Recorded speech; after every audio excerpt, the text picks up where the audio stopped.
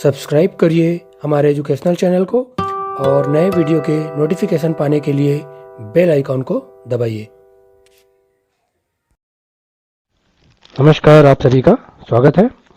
आज के वीडियो में हम जंतु जगत का वर्गीकरण, क्लासिफिकेशन ऑफ एनिमल किंगडम, इसके बारे में जानेंगे और साथ ही साथ आधुनिक वर्गीकरण जो वैज्ञानिक स्टोरर एवं यूसिंगर के द्वारा किया गया था उसके बारे में भी जानेंगे। तो सबसे पहले जान लेते हैं जो क्लासिफिकेशन ऑफ एनिमल किंगडम, जंतु जगत का वर्गीकरण किया गया था। इसके पहले भी यह वीडियो हमने बनाया था, उसे भी देख सकते हैं आप। सबसे पहले उसके बारे में समझ लेते हैं। तो मुख्य रूप से जीवधारियों को दो भागों में बांटा गया था। पहला था प्रोकैरियोटिक, दूसरा था यूकैरियोटिक। तो प्रोकैरियोटिक में एक कोशिकीय जीव को रखा गया था और एक कोशिकीय जीव के अंतर्गत मुख्य रूप से प्रोकैरियोटिक के अंतर्गत कौन से आते थे, कौन सा 5 जगत जो था उसके अंतर्गत मोनेरा को रखा गया था विटकर द्वारा 5 जगत प्रणाली के अंतर्गत। यूकैरियोटिक को पहले दो भागों में बांटा गया, एक कोशिकीय और बहुकोशिकीय। एक कोशिकीय में प्रोटिस्टा को रखा गया, जबकि बहुकोशिकीय में कोशिका भित्ति सहित और कोशिका भित्ति रहित, अर्थात कोशिका भित्ति की उपस्थिति और अनुपस्थिति के आधार पर इसको दो भागों में बांटा गया। तो कोशिका भित्ति की उपस्थिति जिनमें थी कोशिका भित्ति सहित के अंतर्गत दो भागों में बांटा गया, प्रकाश संश्लेषण करने वाले और प्रकाश संश्लेषण नहीं करने वाले।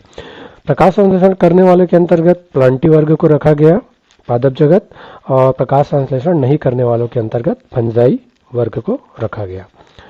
कोशिका भित्ति रहित, कोशिका भित्ति की अनुपस्थिति जिसमें थी उसके अंतर्गत एनिमिलिया को रखा गया। आगे बढ़ते हैं।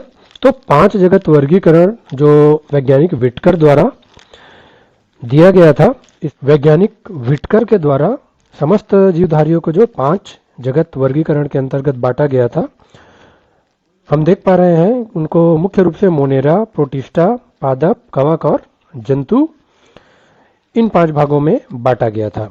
तो मोनेरा के अंतर्गत मुख्य रूप से जीवाणु, नीलहरित शैवाल, माइकोप्लाज्मा, आर्कीबैक्टीरिया, ये सभी को रखा गया था। और प्रोटिस्टा के अंतर्गत एक कोशिकीय शैवाल, प्रोटोजोआ और मोल्ड को रखा गया। पादप जगत के अंतर्गत बहुकोशिकीय शैवाल, ब्रायोफाइटा, टेरिडोफाइटा, आवृत्त और अनावृत्त बीजी जो पौधे होते हैं उनको रखा गया। कवक जगत के अंतर्गत सभी प्रकार के जो कवक आते थे उनको रखा गया, फंजाई सभी को। जंतु में, जंतु जगत के अंतर्गत सभी प्रकार के बहुकोशिकीय जंतु, कीट, पृष्ठधारी और अपृष्ठधारी जंतुओं को रखा गया। तो ये था 5 जगत प्रणाली के अंतर्गत। इसी को आगे वैज्ञानिक स्टोरर एवं यूसिंगर ने विटकर के 5 जगत प्रणाली में संशोधन करके क्या किया, समस्त जंतु जगत को 2 वर्गों में बांटा। और वे 2 वर्ग बांटा, वे कौन कौन से थे? पहला था प्रोटोजोआ, दूसरा था मेटाजोआ। तो प्रोटोजोआ को वास्तव में क्या था, ये प्रोटिस्टा का ही क्या था, एक समूह था और इसमें एक कोशिकीय जीवों को रखा गया था। तो प्रोटोजोआ के उदाहरण की बात करें तो इसके अंतर्गत आते थे अमीबा, युग्लिना, पैरामीशियम, ये सभी एक कोशिकीय जीव आते थे। अब जानते हैं मेटाजोआ के बारे में। मेटाजोआ के अंतर्गत बहुकोशिकीय जीवों को रखा गया और इन बहुकोशिकीय जीवों में नोटोकॉर्ड की उपस्थिति व अनुपस्थिति के आधार पर इसे 2 भागों में बांटा गया। पहला था नॉन कॉर्डेटा और दूसरा कॉर्डेटा। तो नॉन कॉर्डेटा अपृष्ठधारी जीव होते थे, उन्हें रखा गया विटकर के अनुसार, और जिसमें मेरुदंड और नोटोकॉर्ड का पूर्ण अभाव पाया जाता है। इसको और आगे भागों में बांटा गया, वह था मुख्य रूप से, इसे जानते हैं पहले। तो नॉन कॉर्डेटा को आगे Porifera, Coelenterata, Platyhelminthes, Nematoda, Annelida, Mollusca, Arthropoda और इकाइनोडर्मेटा में बांटा गया। अब जानते हैं कॉर्डेटा।